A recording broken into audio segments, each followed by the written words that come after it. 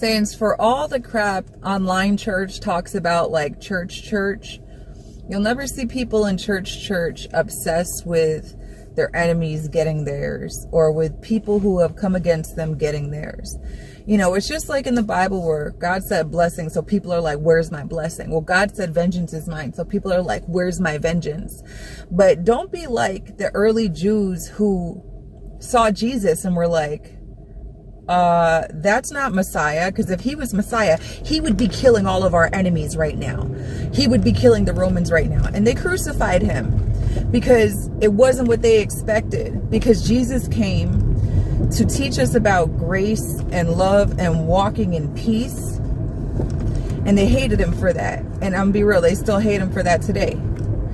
And I want, because I'm talking to people that are very obsessed with judgment, this judgment seeking, acting like God is a reaping God who's constantly just, you fell short, so I'm coming for you. And you fell, so I'm coming for you. And if they come against you, I'll come for them. And you are, listen, that's the God of this world, straight up, the accuser. That is, it's loveless. It's loveless. It's the God of this world. You know, it's a way of mixing truth with lies because it's the wrong spirit. It's the truth. God said vengeance is his, but it's the wrong spirit because you're using it to be self-serving.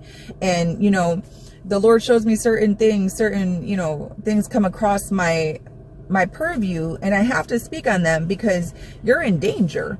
To keep, you know, the word says, judge not lest ye be judged. And you might say, oh, I'm not judging. God's judging. God said that. You know what? I'm telling you right now, God ain't never going to skip over Jesus. So you better stop skipping over Jesus and know that yours is a covenant of grace. You know, frankly, it sounds like a lot of people have cursed themselves by being bound to the law because people weren't perfect.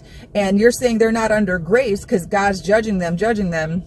And so now all of a sudden, you're binding yourself to the law because you believe in the law for other people. So you have to believe in it for yourself. You know, you can't have it both ways.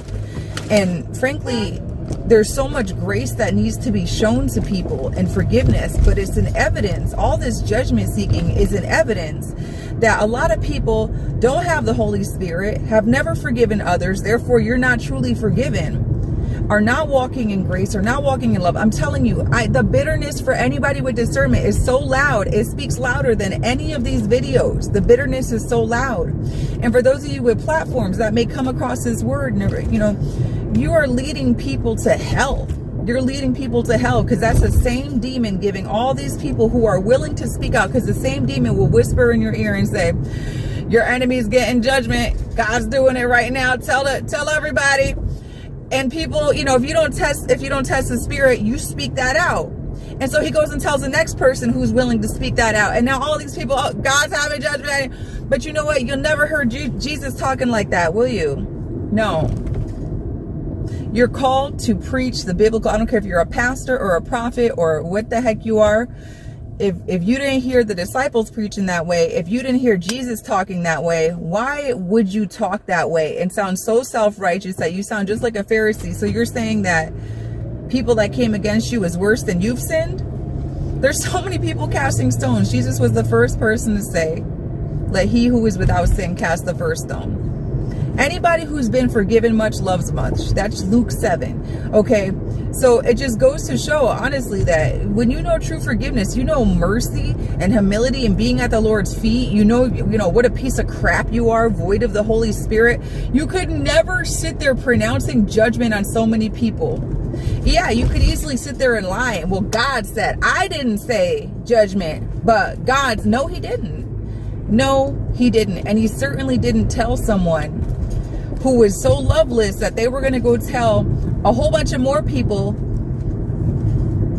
Listen, when God gives you a calling to speak his true word, when he gives you burdens for his people, he teaches you that you need to learn how to talk to people. He teaches you about the hearts that you're talking to, and he would never have you leading his people astray into their flesh, deeper into unforgiveness, deeper into bitterness, because the people that are obsessed with constantly needing to hear about their enemies getting judgment, or people that have hurt them or people that need a fit word spoken about how to forgive.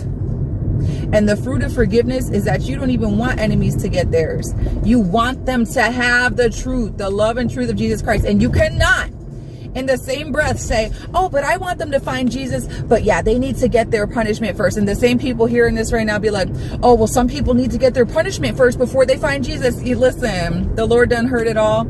And he knows exactly, just like he said in Genesis, that the hearts of men are just continually wicked, continually wicked.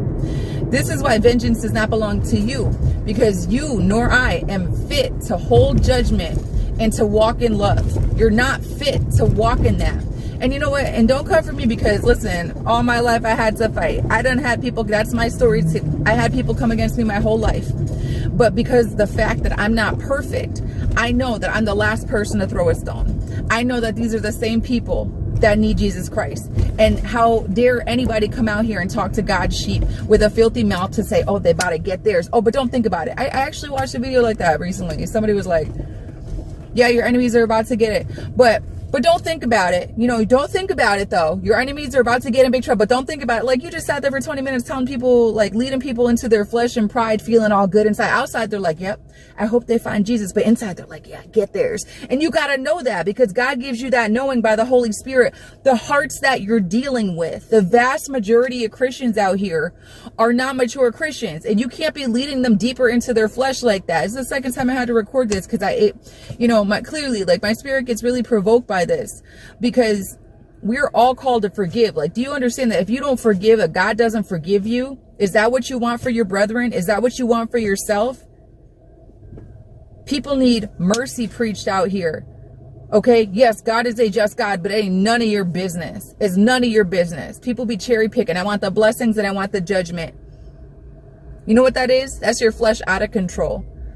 And people need to seriously rebuke their flesh and humble themselves. Because I'm telling you what, don't let God give you a taste of your own medicine, because he said, judge not lest ye be judged. You keep judging people and saying that God told you, God's going to tell you something.